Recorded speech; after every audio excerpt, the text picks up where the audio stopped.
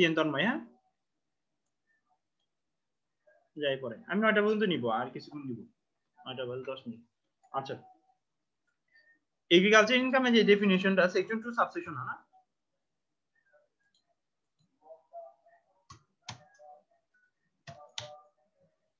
section 2 subsection on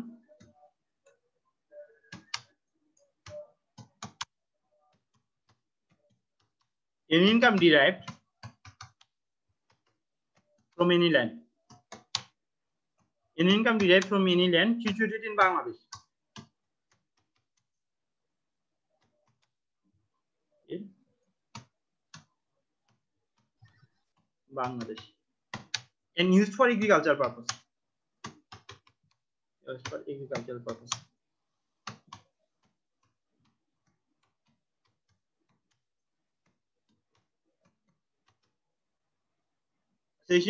agriculture ইনকামের main theme হলো এটা, যদি বাংলাদেশে যদি কোনো ল্যান্ড থেকে যদি ইনকাম ডিরাইভড হয় না এবং এই ল্যান্ডটা যদি এগ্রিকালচারাল পারপাসে ইউজ করা হয়, তাহলে ইনকামটা কোথায় আসবে? Income from agriculture. এই ইনকামটা কোথায় আসবে? Income from agriculture. ক্লিয়ার কিনা দেখেন,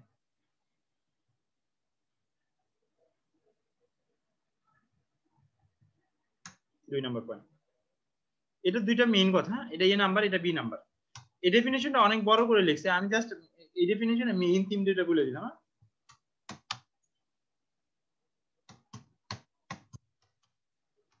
An income derived from any building,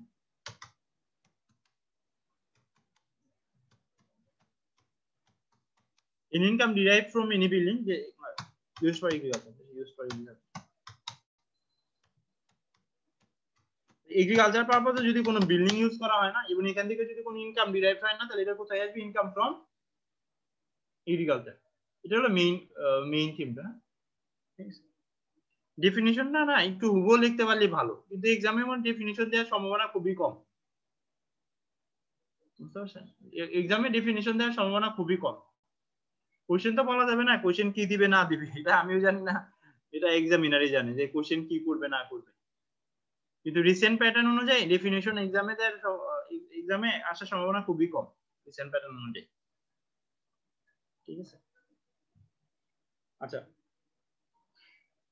এরপরে 2 নাম্বারটা দাগায় রাখেন, অ্যানুয়াল ভ্যালু।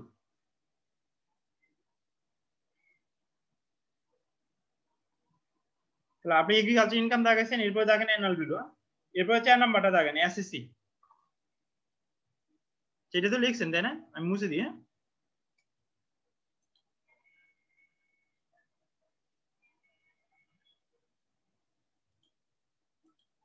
আচ্ছা, আমরা ডেফিনিশন যেগুলো পড়বো এগ্রিকালচার ইনকামের ডেফিনিশনটা পড়বো। Agriculture income, agriculture income, agriculture ইনকামের ডেফিনিশনটা পড়বো।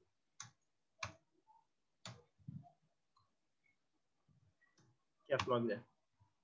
আচ্ছা, এরপর ডেফিনিশন যেটা পড়বো এটা হলো annual value. Annual value definition পড়বো। এরপর হলো এসএসসি। এসএসসি ডেফিনিশনটা কি হইতে পারে? এসএসসি হলো ওই person, SSC is a person to hmm tax is imposed, যার উপর কি করা হয়? ট্যাক্স আরোপ করা হয়। আর পারসন তো বলতে আমরা জানি যে ট্যাক্স অফিসের পারসন কি? পারসন মানে কোম্পানি, কোন ইন্ডিভিজুয়াল, কোন অ্যাসোসিয়েশন অফ পারসন। দেখেন, assessee means a person by whom any tax and other sum of money is payable. Assessee বলতে বোঝাচ্ছে কি? Assessee means a person by whom any tax and other sum of money is payable under this ordinance. না বুঝা গেলে বললেন, হ্যাঁ? এটা দেখেন 22 নাম্বার পেজে আছে, 22 নাম্বার পেজে। এসসি কি বলছে? Assessee means a person. Assessee বলতে বোঝায় কি? Person by whom any tax and other sum of money is payable under this ordinance. Other sum of money কি করা হয়? Under this ordinance and includes, এবং অন্তর্ভুক্ত করা হচ্ছে every person in respect of whom any proceeding under this ordinance has been taken for the assessment of his income. আচ্ছা, এটা বলতে বোঝাচ্ছে কি? ধরুন আপনার ট্যাক্সেবল ইনকাম আছে, কিন্তু আপনি কি করেন নাই? রিটার্ন সাবমিট করেন নাই এবং ডিসিডি ধরতে পারছে, তার মানে আপনি কি করবে? ইনকাম ট্যাক্স প্রসিডিউর গুলো কি করবে? সম্পাদন করবে না? তারা তাদের এস্টিমেটের উপর বেস করে কি করবে? আপনি ট্যাক্স নির্ধারণ করবে না? ট্যাক্স নির্ধারণ করবে। every person in respect of whom, every person, দেখেন এই নাম্বার যেটা বলছে, every person in respect of whom any proceeding under this ordinance has been taken for the assessment of his income or income of any other person. Income of any other person বলতে বোঝাচ্ছে কি, ধরেন যে 5 তলা একটা building আছে, এই building এর মালিক হলো ইউএসএ থাকে, এটার কেয়ারটেকার কে? এটা কেয়ারটেকার যে আছে, যে বাংলাদেশে যে থাকে, বাংলাদেশে যে থাকে, ঠিক আছে, তার এগেইনস্টে কি করা হবে? অ্যাসেসমেন্টটা করা হবে। দেখেন, every person in respect of hmm, every person in respect of any proceeding under this ordinance has been taken for the assessment of his income or the income of any other person in respect of which he is assessable. Income of any other person in respect of which he is assessable. মানে অন্য ব্যক্তির, কিন্তু আপনার against or the amount of refund due to him or to such other person. আচ্ছা, এরপর বলছে every person who is required to file a return under section 75. Section 75 হলো কি সাবমিশন অফ রিটার্ন। এটা একটু মনে রাখেন, সেকশন 75 কি নিয়ে আলোচনা করা? সেকশন 75 একটু লিখে নেন, হ্যাঁ, তাই একটু লিখে নেন, বাসায় একটু দেখেন, দেখবেন যে অন্য কিছু পড়তে গেলে আপনাদের হেল্প করবে। সেকশন 75 হলো সাবমিশন অফ রিটার্ন, সেকশন 75। আচ্ছা, 89 হলো কি? Section 89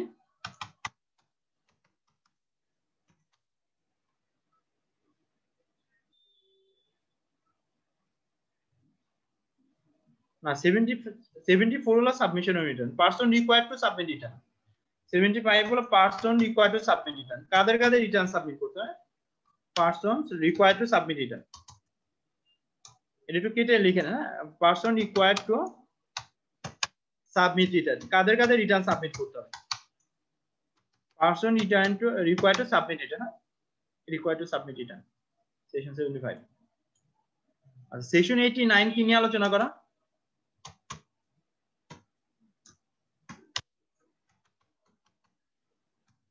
assessment in case of discontinued business, assessment in case of discontinued business, continuous business 89। হ্যাঁ, মানে আপনি যদি বিজনেস স্টপ করে দেন, ধরেন যে আমি গত বছর বিজনেস শুরু করছিলাম, এই বছরে যাচ্ছে কি এই বছর ডিসেম্বরে স্টপ করতে, তার মানে আপনাকে 6 মান্থের জন্য কি করতে হবে? রিটার্ন দিতে হবে। আপনাকে 6 মান্থের জন্য কি করতে হবে? রিটার্ন দিতে হবে। Section 91।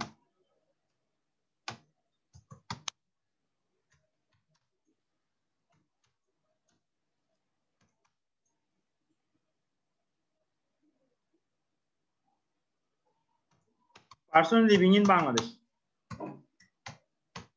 Living in Bangladesh. Person living in Bangladesh. Person living in Bangladesh. Section 91 হলো কি person living in Bangladesh। অর্থাৎ কেউ যদি বাংলাদেশ ত্যাগ করে চলে যায়, বাংলাদেশ ত্যাগ করে চলে গেলে কি ও আর আসবে? ধরেন যে চলে যাচ্ছে, কানাডায় চলে যাচ্ছে, ও কি বাংলাদেশে ব্যাক করবে সহজে? সহজে তো ব্যাক করবে না। তার মানে তুমি চলে যাও, ঠিক আছে, রিটার্ন দিয়ে যাও। ক্লিয়ার? এই জন্য বলছি। আচ্ছা, every person who is doomed to be assessee or assessed in default। আচ্ছা, কি বলছে? every person who is desired to be assessed, মানে যে স্বেচ্ছায় কি হতে চায়? রিটার্ন দিতে চায়, voluntarily submission of return। না? আচ্ছা, বি নাম্বার তো ক্লিয়ার হয়েছে, তাই না? every person who is required to file a return 75, অর্থাৎ যাকে সেকশন 75 এর অধীনে রিটার্ন দিতে হবে, 89 এর অধীনে রিটার্ন দিতে হবে, সে হলো কি এএসসি। আবার যে স্বেচ্ছায় কি হতে যাচ্ছে? ট্যাক্সের আন্ডারে আওতাভুক্ত হতে যাচ্ছে, সেও কি এসএসসি। আমার ট্যাক্সেবল ইনকাম নাই, কিন্তু আমি কি করতে যাচ্ছি? রিটার্ন দিতে যাচ্ছি, তার মানে আমি কি এসএসসি। এসএসসি বাংলা অর্থ কি? করদাতা না? এসএসসি বাংলা অর্থ কি? করদাতা, তাই না? করদাতা, ঠিক আছে। মানে আমার ট্যাক্সেবল ইনকাম নাই, কিন্তু আমি কি করতে যাচ্ছি? ভলান্টারি রিটার্ন সাবমিট করতে যাচ্ছি, তার মানে আমিও কি একজন এসএসসি। হ্যাঁ, every person by whom a minimum tax is payable under this ordinance, অর্থাৎ যার উপর মিনিমাম ট্যাক্স অ্যাপ্লিকেবল, সেও কি একজন এসএসসি যার উপর মিনিমাম ট্যাক্স অ্যাপ্লিকেবল কেউ কি একজন এসএসসি। ধরেন আমার 3,10,000 টাকা ইনকাম, আমার 3,10,000 টাকা ইনকাম, 3 লাখ টাকা পর্যন্ত কি নীল। 10,000-এর পর আমাকে ট্যাক্স দিতে হবে কত? 10,000-এর পর ট্যাক্স দিতে হবে কত? 5%। কত আসবে? 500 না? 500। সেই ক্ষেত্রে আমাকে কি করতে হবে? মিনিমাম ট্যাক্স পে করতে হবে না? Minimum tax. আচ্ছা, মিনিমাম ট্যাক্সের কনসেপ্টটা আপনারা একটু খেয়াল রাখেন যে মিনিমাম ট্যাক্সটা আমাকে কখন দিতে হবে? যখন আমার স্ল্যাবটা এক্সিড করবে না তখনই কিন্তু মিনিমাম ট্যাক্সের কোয়ারিটা আসবে। আমার যদি স্ল্যাব এক্সিড করে তাহলে সেই ক্ষেত্রে ধরা যায় স্ল্যাবে ফ্লাই যদি ক্যালকুলেশন করে দেখি যে আমার ট্যাক্স কম আসছে, সেক্ষেত্রে আমাকে মিনিমাম ট্যাক্স দিতে হবে।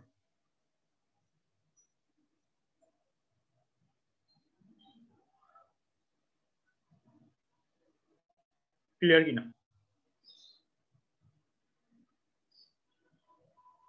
আচ্ছা আচ্ছা, এরপরে অ্যাসমেন্ডিয়াটা দাগে রাখেন। অ্যাসমেন্ডিয়া না, অ্যাসমেন্টটা ইম্পর্টেন্ট না, কিন্তু অ্যাসমেন্ডিয়াটা ইম্পর্টেন্ট। এরপর আমরা মার্ক করবো কোনটা? অ্যাসমেন্ডিয়া না।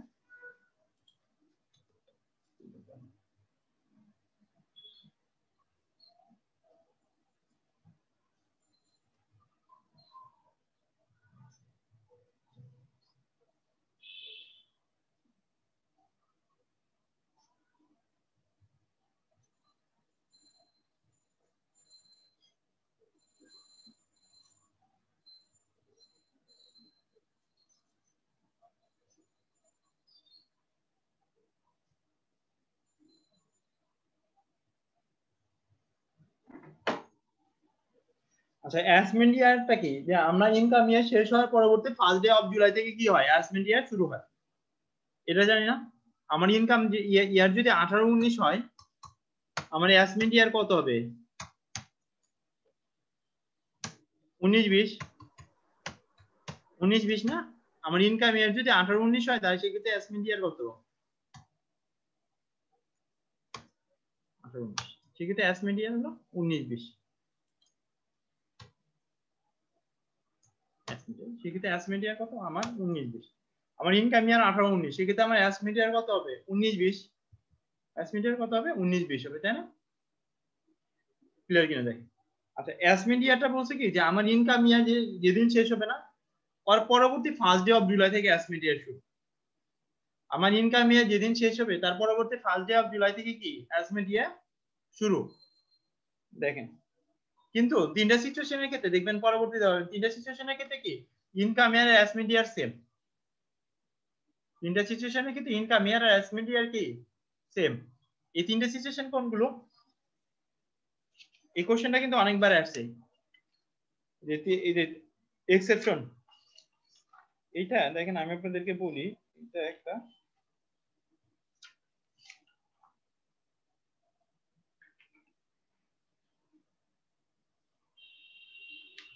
এটা দেখেন 32 নাম্বার পেজে একটা আছে, 32 নাম্বার পেজে exception to the rule of assessment ইয়ার।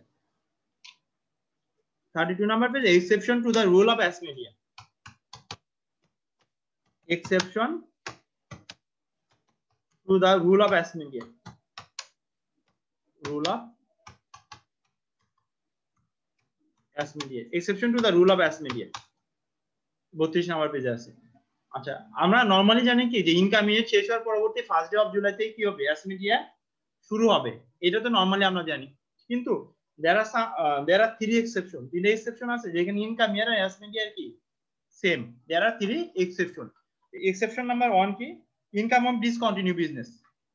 অর্থাৎ ডিসকন্টিনিউ বিজনেস এর ক্ষেত্রে বলছে ইনকাম ইয়ার আর অ্যাসমেন্ট ইয়ার কি সেম। অর্থাৎ আমি যদি 18-19-এ যদি কোনো বিজনেস স্টপ করে দিই সেক্ষেত্রে আমার অ্যাসমেন্ট ইয়ার কত হবে? 18-19। এটা কিন্তু বেশ কয়েকবার পরীক্ষায় আসছে যে exception to the rule of assessment year. এটা পেজ নাম্বার কত? 32। Page number 32। ইমেল পাইছেন এটা?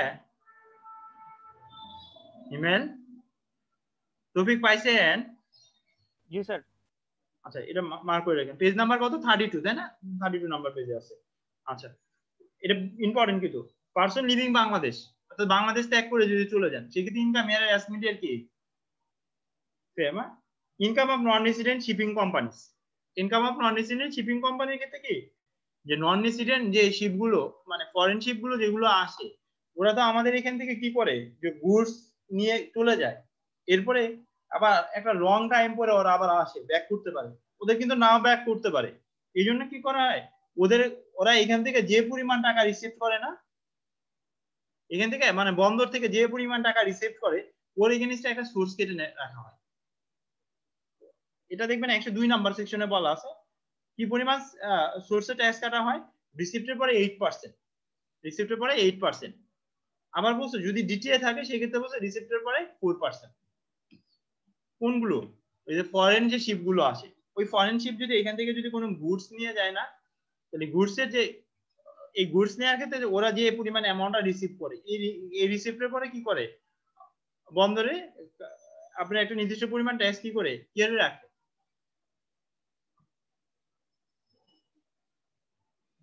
আচ্ছা, এই তিনটা হলো এক্সেপশন। হ্যাঁ, এই তিনটা একটু মাইন্ডে রাখেন, তিনটা হলো এক্সেপশন।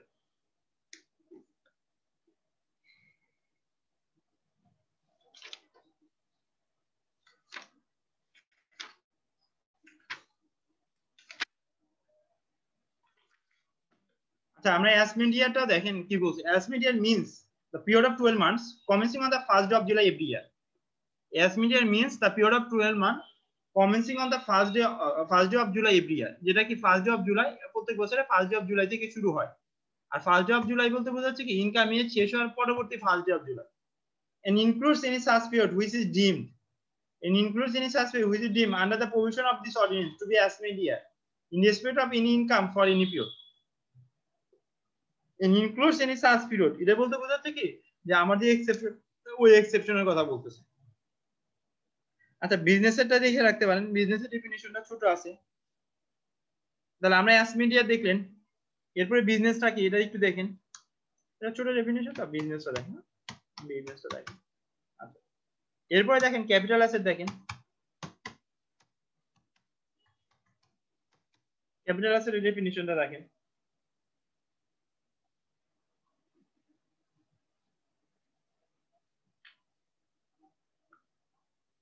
কোম্পানিটা দেখতে পারেন। হ্যাঁ, ক্যাপিটাল অ্যাসেট তো আমরা আলোচনা করছি, এই জন্য আর স্টাডি করলাম না। কোম্পানিটা একটু দেখতে পারেন, কোম্পানি ডেফিনিশন।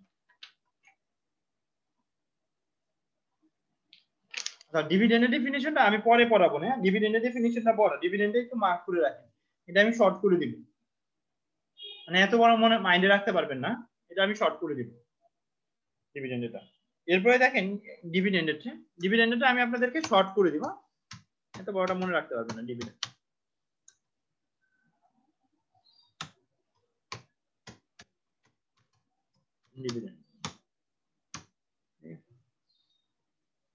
এরপরে দেখেন এমপ্লয়ার।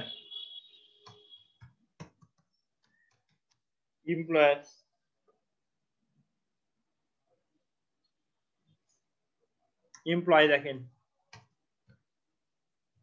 কিছু কিছু ডেফিনিশন কিন্তু আমরা যখন চ্যাপ্টার পড়ছি না, চ্যাপ্টারের সাথে সাথে পড়ে ফেলছি, তাই না? ফেয়ার মার্কেট ভ্যালু ডেফিনিশনটা কিন্তু পড়ছি, তাই না? ফেয়ার মার্কেট ভ্যালু ডেফিনিশনটা কি জাস্ট ফার্স্ট প্যারাটা পড়ি, সেকেন্ড প্যারাটা না পড়লে চলো। ফেয়ার মার্কেট ভ্যালু,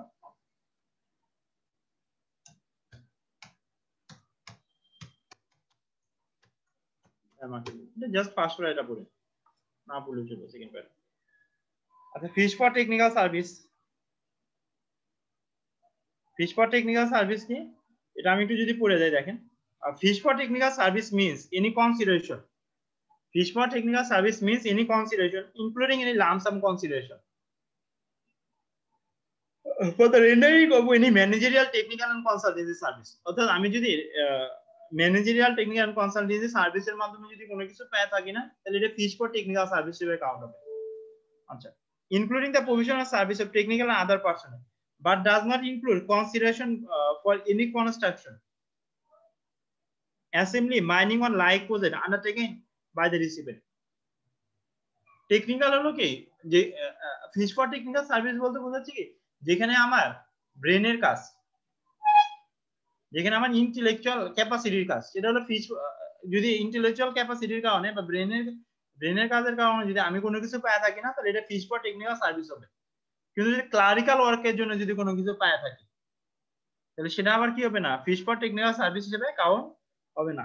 যেমন দেখেন ক্লারিক্যাল সার্ভিসের মধ্যে কি বলছে, but does not include consideration for any construction.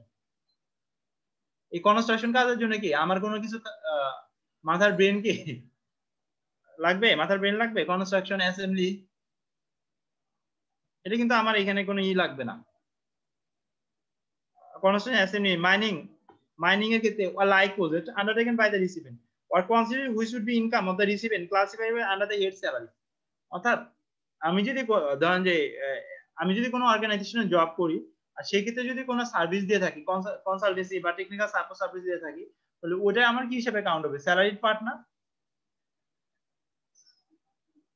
Salary part হিসেবে কাউন্ট হবে। তার মানে ফিস ফর টেকনিক্যাল সার্ভিসে কোন জিনিসগুলো আসবে? কনসালটেন্সি, টেকনিক্যাল বা আদার সাপোর্ট যেগুলো দিয়ে থাকে, manager, technical and consultancy service, এগুলো আসবে। কিন্তু কার? Third party. মানে উইদিন অর্গানাইজেশনের মধ্যে যদি কোনো ধরেন যে উইদিন অর্গানাইজেশনের মধ্যে যদি কোনো স্টাফ যদি আপনাকে কি বা কোনো সিনিয়র লেভেল স্টাফ যদি আপনাকে যদি কি কোনো টেকনিক্যাল সাপোর্ট দিয়ে থাকে, এটা কি হবে না, ফিস ফর টেকনিক্যাল সার্ভিস হিসেবে কাউন্ট হবে না, কারণ সে কি is a part of employ. হ্যাঁ, তৌফিক বুঝতে পারছেন কিনা? তৌফিক? জি স্যার। হ্যাঁ তৌফিক বলেন। মেনাসে বোঝা যাচ্ছে? জি ভাই বোঝা যাচ্ছে। স্যার বোঝা যাচ্ছে স্যার।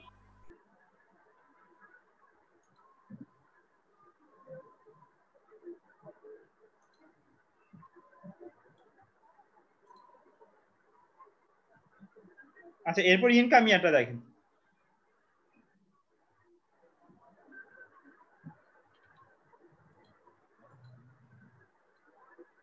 আচ্ছা, ইনকাম ইয়ারের মেইন কথা হলো তিনটা, বুঝতে পারছেন?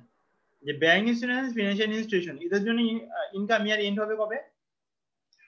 আপনি যদি এটা ইনকাম ইয়ার পড়ে দেখেন, দেখবেন যে এই তিনটা কথাই মূলত বলা আছে।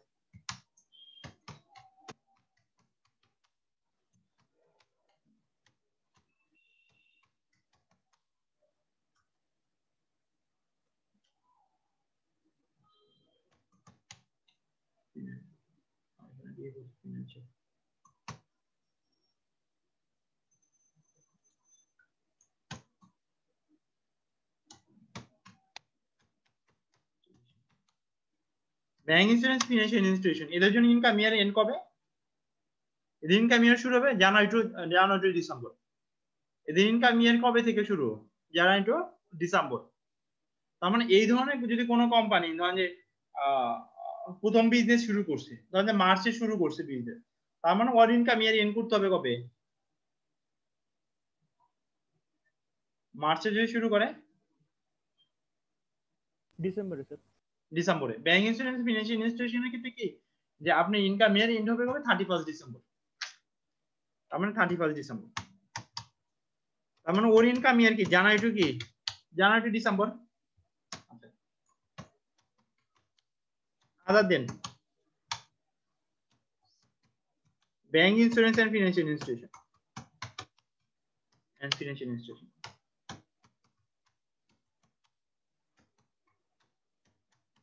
Institution. And then bank, insurance, financial institution, এদের ইনকাম ইয়ার শুরু হবে কবে থেকে? জুলাই টু জুন, তাই না? 5 জুলাই টু 30 জুন। এদের ইনকাম ইয়ার শুরু হবে কবে থেকে? 5 জুলাই থেকে 30 জুন। 5 জুলাই থেকে শুরু হবে, শেষ হবে কবে? 30 জুন। তার মানে কোনো নন পাবলিক কোম্পানি যদি এরকম হয় যে জানুয়ারিতে বিজনেস স্টার্ট করছে,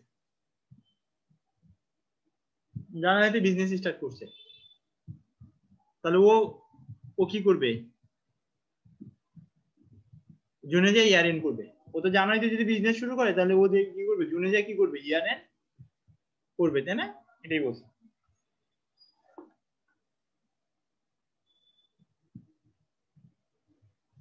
দেখেন তাই বলছে, the period beginning with the date of setting up of a business and ending with the 13th day of June following the date of setting up of such business।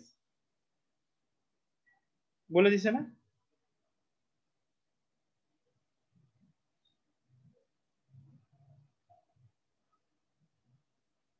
আচ্ছা, আরেকটা হলো দেখবেন যে আরেকটা কথা যে এরকম যে যে সমস্ত ফরেন কোম্পানি আছে না, এরা কি করতে পারবে, ফরেন কোম্পানি বা ফরেন ব্রাঞ্চ বা ফরেন ইউনিট মানে এনি কাইন্ড অফ বা লিয়াজো অফিস, এরা কি করতে পারবে, ওরা ওদের প্যারেন্টস এর সাথে টান মিলে ওরা ওদের ইনকাম ইয়ারটা ফিক্স আপ করতে পারবে।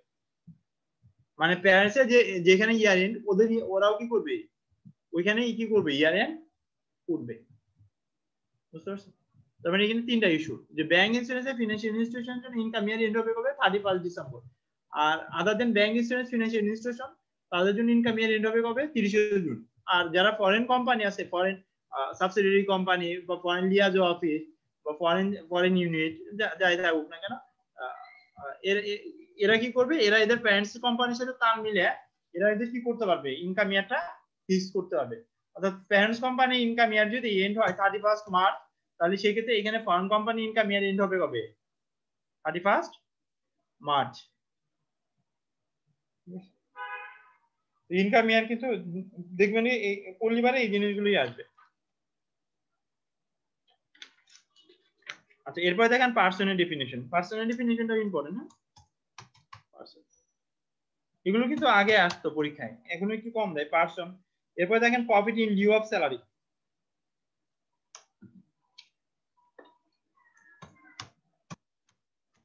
Profit in Liu of salary,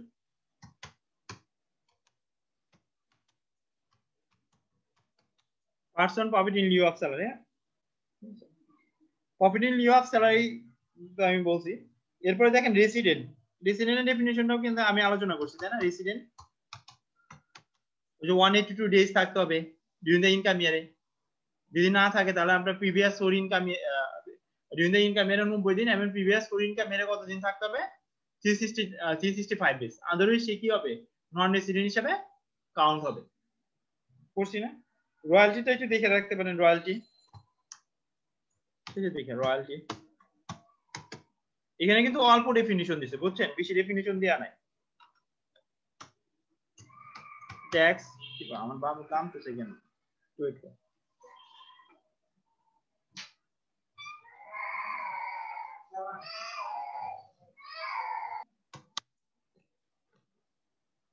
tax তো আমরা অনেক মনে জানি, ট্যাক্স হলো ইন্ডিভিজুয়ালের ক্ষেত্রে কি 30 নভেম্বর, তাই না?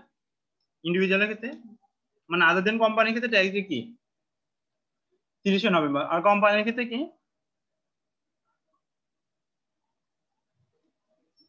কোম্পানির ক্ষেত্রে বলা হয়েছে যে ইনকাম ইয়ার শেষ হওয়ার পরবর্তী 15 day of 7 month or 15 September, whichever is letter.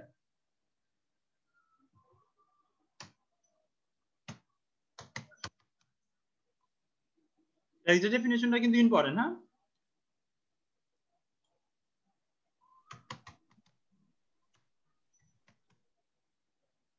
আদার দেন কোম্পানির ক্ষেত্রে ট্যাক্স রেট কবে,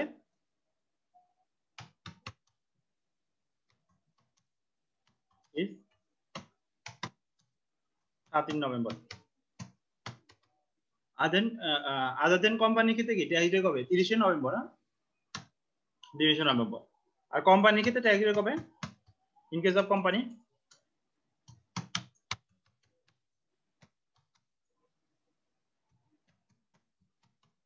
ইন কেস অফ কোম্পানির ক্ষেত্রে ট্যাক্স রেট কবে,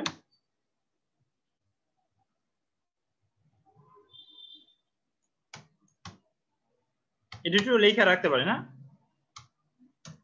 tax day is the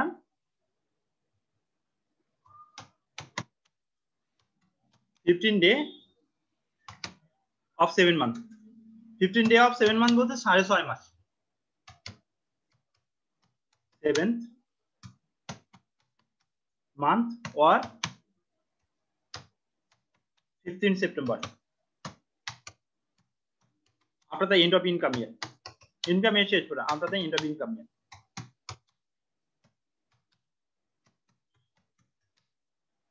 income year whichever is later, যেটা পরে হয় সেটাই হলো আপনার জন্য tax day, whichever is later।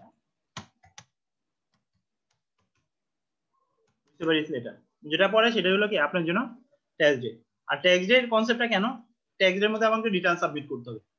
আমি যদি 82 বিবিতে মানে 82 বিবি কি universal self assessment return submit করতে যাই, তাহলে আমাকে কি করতে হবে, ট্যাক্স ডের মধ্যে কি করতে হবে, রিটার্ন সাবমিট করতে হবে ট্যাক্স ডে অথবা এক্সটেন্ডেড পিরিয়ড।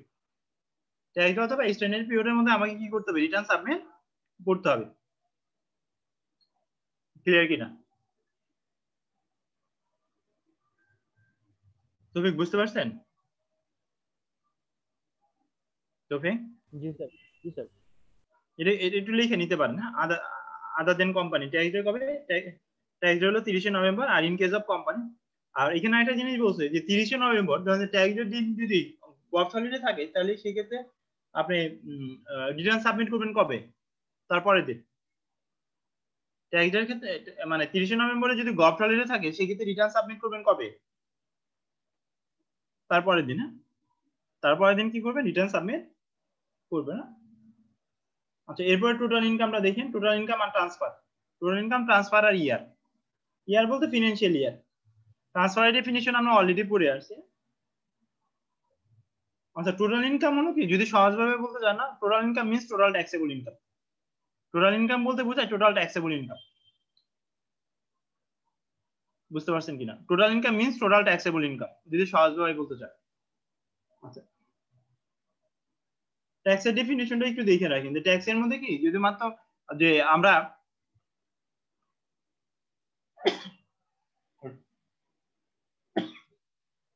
রেট অ্যাপ্লাই করে যে ট্যাক্সটা ক্যালকুলেশন করি শুধু কিন্তু এটা না। রেট অ্যাপ্লাই করে যে ট্যাক্সটা ক্যালকুলেশন করতেছি এটা না। আপনার যদি কোনো পেনাল্টি থাকে, penalty is a part of tax. Penalty is কি পার্ট অফ ট্যাক্স। যেমন ট্যাক্সের ডেফিনিশনটা যেটা বলছে, tax means the income tax payable under IT Ordinance 1984 and includes any additional tax, excess profit tax, additional tax, excess profit penalty, interest, fee। এই জিনিসগুলো না আর নাই। Additional tax, তারপরে যে এক্সেস প্রফিট ট্যাক্স, এগুলো আগে এক সময় ছিল। আচ্ছা, এডিশনাল ট্যাক্সটা আছে যে আপনাকে অতিরিক্ত ট্যাক্স দিতে হয়, এক্সেস প্রফিট ট্যাক্সটা না। আচ্ছা, penalty, interest, fee and other charges leviable আর পেয়েবল আন্ডার দিস অর্ডিন্যান্স। তার মানে পেনাল্টি, তারপর ইন্টারেস্ট, এগুলো কি পার্ট অফ কি ট্যাক্স। হ্যাঁ, এগুলো পার্ট অফ ট্যাক্স। আচ্ছা, এই চ্যাপ্টার অনেক মোটামুটি আলোচনা করছি। আর আমরা রেসিডেন্ট এন্ড নন রেসিডেন্টের মধ্যে পার্থক্য করছিলাম না? এটা দেখেন 34 পেজে আছে। 34 পেজে দেখেন tax implication of resident and non resident. এটা কিন্তু আমরা পড়ছি, তাই না? Tax implication of resident and non resident পড়ছি না? এটা যারা ক্লাস করছেন তারা পাইছেন। এটা একটু মার্ক করে রাখেন, এটা একটু পড়ে না। Tax implication of resident and non resident, বা এটা আমি আপনাদেরকে দিয়ে দিব নি, যারা ক্লাস করেন নাই তাদের আমি আবার শেয়ার করবো নি। রেসিডেন্ট নন রেসিডেন্টের মধ্যে পার্থক্য কি? মূলত তিনটা পার্থক্য, তাই না? তিনটা পার্থক্য না? তিনটা পার্থক্য। একটা হলো ইনকামের মধ্যে কোন পোর্শনটা আসবে, এটা আমি দেখে আপনাদের শেয়ার করতে পারি।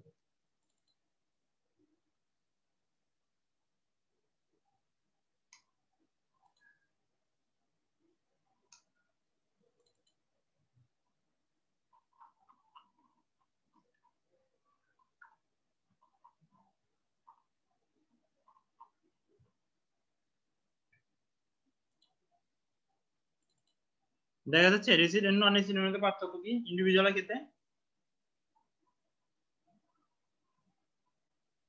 টপিক দেখা যাচ্ছে? জি স্যার। আচ্ছা, scope of income under section 70 রেসিডেন্টের ক্ষেত্রে কি বাংলাদেশি ইনকাম, ফরেন ইনকাম।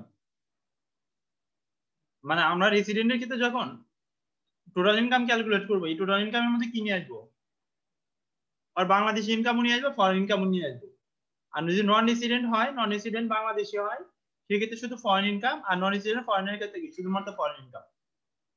অর্থাৎ নন রেসিডেন্টের ক্ষেত্রে কি অনলি ফরেন ইনকাম। নন রেসিডেন্টকে আবার দুই ভাগে ভাগ করছে, নন রেসিডেন্ট বাংলাদেশি, নন রেসিডেন্ট ফরেনের। ট্যাক্স রেট রেসিডেন্টের ক্ষেত্রে স্ল্যাব রেট বা রেগুলার রেট, নন রেসিডেন্টের ক্ষেত্রে স্ল্যাব বা রেগুলার রেট। আর নন রেসিডেন্ট ফরেনের ক্ষেত্রে ম্যাক্সিমাম রেট, যেটা হলো 25%, যেটা আমাদের মিনুয়ালে কি আছে 30% আছে, কারণ মিনুয়ালটা কি গত বছরের। আচ্ছা, এটা 30% না নন রেসিডেন্ট ফরেনার? না, 25% হবে আপনার এটা স্ল্যাবের ম্যাক্সিমাম রেট। না, এটা কি নন রেসিডেন্ট ফরেনারের ক্ষেত্রে কি স্ল্যাব রেট আসে নাকি ম্যাক্সিমাম রেট 30%? না, স্ল্যাবের ম্যাক্সিমাম রেটটা আসে। আচ্ছা, এটা আপনি একটু পরে আপনার সাথে সমস্যা নেই মঞ্জু ভাই, স্ল্যাবের ম্যাক্সিমাম রেটটা আসে আমার রেসিডেন্ট মানে এই টোটাল ইনকাম ক্যালকুলেট করার জন্য। আর ওদের জন্য কিন্তু আলাদা আবার বলাই আছে যে ওই 56 এ বলা আছে না যে ওর কোন ইনকামের পরে কত ট্যাক্স, এটা কখন বলেন তো, ওর কোন ইনকামের পরে কত ট্যাক্স। আপনি যদি ওই টাকাটা যদি ওর কান্ট্রিতে পাঠান, বুঝতে পারছেন, এই টাকাটা যদি ওর কান্ট্রি যদি সেন্ড করে তখন কিন্তু ও যদি, হ্যাঁ না এটা একটু আবার বলবেন। না ওইটাকে বলা আছে কি যে টিডিএস মানে সোর্সে কি পরিমাণ ট্যাক্স কেটে রাখবেন 56 এ যেটা আছে টিডিএস মানে ওর যদি ওইখানে যে ইনকাম আছে না ওই ইনকামের এগেইনস্টে কি কি সোর্সে ট্যাক্স কেটে রাখবে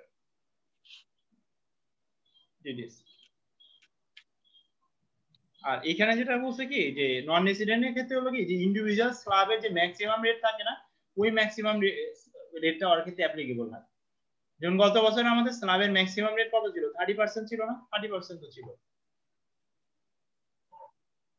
এটা কিন্তু আপনি ম্যাক্সিমাম রেট পাবেন, মানে 25% পাবেন না, ম্যাক্সিমাম রেট। ইন্ডিভিজুয়ালের ক্ষেত্রে আমার ম্যাক্সিমাম রেট কত এখন আমাদের 25%, তার মানে এখানেও 25%। আর 56 এ বলা আছে কি যে নন রেসিডেন্টের ক্ষেত্রে, আমি অবশ্যই একটা নোট ক্রিয়েট করছি, এই নোটটা ক্রস চেক করতে হবে, মানে টিডিএস এবং বিডিএস নিয়ে একটা নোট ক্রিয়েট করছি, মানে এটা জাস্ট ক্রস চেক করতে হবে, মানে কোন হেডের ক্ষেত্রে সোর্সে টিডিএস কত কাটবেন, কোন হেডের ক্ষেত্রে সোর্সে বিডিএস কত কাটবেন, এরকম একটা নোট ক্রিয়েট করছি, ঠিক আছে। আচ্ছা এক্ষেত্রে ইয়া ভাইয়া পরিপত্রটা আছে না, পরিপত্রে কিন্তু এইভাবে বলা আছে যে কোম্পানি এবং ব্যক্তি সংঘ নহে বাংলাদেশে অনিবাসী এরূপ অন্যান্য সকল করদাতার ক্ষেত্রে আয়ের উপর প্রযোজ্য কর 30%। পরিপত্রে 8 নম্বর পেজে বলা আছে। আচ্ছা আচ্ছা আচ্ছা আচ্ছা, কি বলছে আবার বলেন তাজি। কোম্পানি এবং ব্যক্তি সংঘ নয় বাংলাদেশে অনিবাসী ব্র্যাকেটে আছে অনিবাসী বাংলাদেশী ব্যতীত এইরূপ অন্যান্য সকল করদাতার ক্ষেত্রে আয়ের উপর প্রযোজ্য কর 30%। আচ্ছা তাহলে সেই ক্ষেত্রে 30% হবে। তারপরে আমি একটু দেখবো, হ্যাঁ এটা 8 নম্বর পেজে ভাই, একটু নোট নিন। আচ্ছা আচ্ছা, এটা আমি একটু দেখি, হ্যাঁ ইস্যুটা একটু দেখি, ঠিক আছে ভাই। কারণ এই জিনিসটা কি বলছে ইস্যুটা একটু দেখি। আচ্ছা তাহলে 30% ধরে রাখি আমরা, আমি চেঞ্জ করি 30%,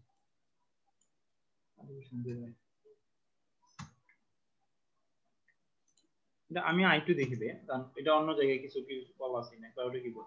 আর ট্যাক্স রিবেট, হ্যাঁ ট্যাক্স রিবেটটা রেসিডেন্টের ক্ষেত্রে অ্যাপ্লিকেবল, নন রেসিডেন্টের ক্ষেত্রে অ্যাপ্লিকেবল, আর ফরেনারের ক্ষেত্রে কি নট অ্যাপ্লিকেবল।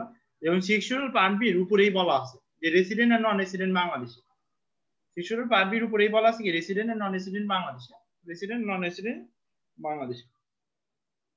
আচ্ছা আচ্ছা, আপনারা 35 পেজে যে ম্যাথ আছে না 35 পেজে ডেইজ এর পরে বেস করে ম্যাথ গুলো আছে না, এই ম্যাথ গুলো আপনারা করবেন। এবং দেখেন 39 পেজে যে ম্যাথ আছে না 1.12, যদি রেসিডেন্ট হয় তাহলে তার টোটাল ইনকামের মধ্যে কোনগুলো আসবে, আর যদি নন রেসিডেন্ট হয় তাহলে সেই ক্ষেত্রে কোনগুলো আসবে। এই ম্যাথ গুলো কিন্তু বেশি ইম্পর্টেন্ট। কোন ম্যাথ গুলো 1.11 আমি একটু লিখে দিই, আমি এই শীটটা অন করি। দেখেন ম্যাথ কোনগুলো বেশি ইম্পর্টেন্ট, এখানে শীটেও কিন্তু লেখা আছে। দেখেন আমি যদি স্মল ম্যাথের কথা থিঙ্ক করি, কিন্তু ম্যাথ কিন্তু দিতে পারে রেসিডেন্ট আর নন রেসিডেন্ট। এখানে দুই ধরনের ম্যাথ আছে, একটা ডেইজ এর উপরে বেস করে ম্যাথ আছে, একটা টোটাল ইনকামের উপরে বেস করে ম্যাথ আছে।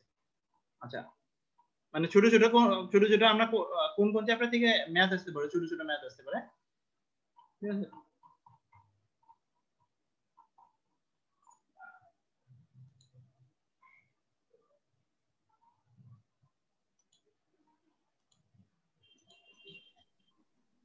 ভাইয়া 38 পেজে 1.11 এক্সাম্পলটা যদি একটু করাই দিতেন। মানে আমার প্রথমটা একটু সমস্যা, মানে একটা ইনকামকে দুইবার রেসিডেন্ট এবং নন রেসিডেন্ট কেন দেখাইছে? প্রথমটা number 1 salary income earned and payable. রেসিডেন্টের ক্ষেত্রে হলো কি বাংলাদেশি ইনকাম আর ফরেন ইনকাম, আর নন রেসিডেন্টের ক্ষেত্রে কি শুধুমাত্র ফরেন ইনকাম, এটা একটু লিখে রাখে। নন রেসিডেন্টের ক্ষেত্রে কি শুধুমাত্র ফরেন ইনকাম কনসিডার হবে, আর রেসিডেন্টের ক্ষেত্রে কি বাংলাদেশি ইনকাম এবং ফরেন ইনকাম বোথ ইনকামের পরে তাকে ট্যাক্স দিতে হবে। ও সরি, নন রেসিডেন্টের ক্ষেত্রে শুধুমাত্র বাংলা, নন রেসিডেন্ট কি করে আসলাম আমরা, শুধুমাত্র বাংলাদেশি ইনকাম হবে না ভাইয়া? হ্যাঁ শুধুমাত্র বাংলাদেশি ইনকাম। আর রেসিডেন্টের ক্ষেত্রে লেখা রাখেন রেসিডেন্টের ক্ষেত্রে Bangladeshi income and foreign income এই বোথ ইনকামের পরে তাকে ট্যাক্স দিতে হবে। আর নন রেসিডেন্টের ক্ষেত্রে কি শুধুমাত্র ফরেন ইনকাম। এটা একটু লিখে রাখেন, এরপর আমি বলতেছি কি বলছে। এক নাম্বারটা salary income earned and payable in Bangladesh. আচ্ছা এই ক্ষেত্রে আপনি একটু পিটা কনসিডার করবেন। পি মানে কি যে আপনি অরিজিন কোথায় এটা কনসিডার করবেন, পিটা একটু কনসিডার করবেন। আমি টাকা অন্য জায়গা থেকে পাইতে পারি, কিন্তু আপনার পি কোথায়? ধরেন ইন্ডিয়াতে আমার বিল্ডিং আছে, ওই বিল্ডিং থেকে যদি কোনো আমার ইনকাম হয়, তাহলে ইনকামটা কি আমার ফরেন ইনকাম নাকি লোকাল ইনকাম? Foreign income. ধরেন যে ইন্ডিয়াতে আমার বিল্ডিং আছে, কিন্তু এই টাকাটা ধরেন যে এই কান্ট্রির এক লোক আমাকে দিয়ে দিচ্ছে, ওইখানকার যে ভাড়া আসে ওই ভাড়া টাকাটা এখানে এক ভদ্রলোক আমাকে দেয়, ওই ইনকামটা কি ফরেন ইনকাম না? কেন ফরেন ইনকাম? কারণ পি কোথায়? আউটসাইড বাংলাদেশ। এটা একটু মাইন্ডে রাখেন, পার্মানেন্ট এস্টাবলিশমেন্ট। পি মানে পার্মানেন্ট এস্টাবলিশমেন্ট, এটা একটু মাইন্ডে রাখেন। পি এটা সংক্ষেপে বলে পি, পার্মানেন্ট এস্টাবলিশমেন্ট।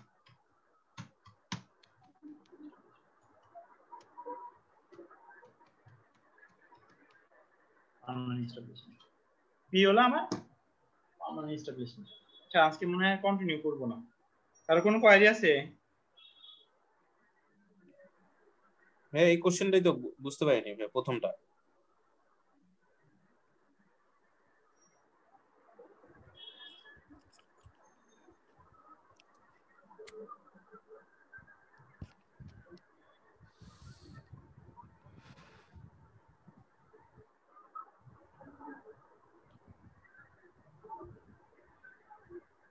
আচ্ছা একটু ওয়েট করুন, আমি একটু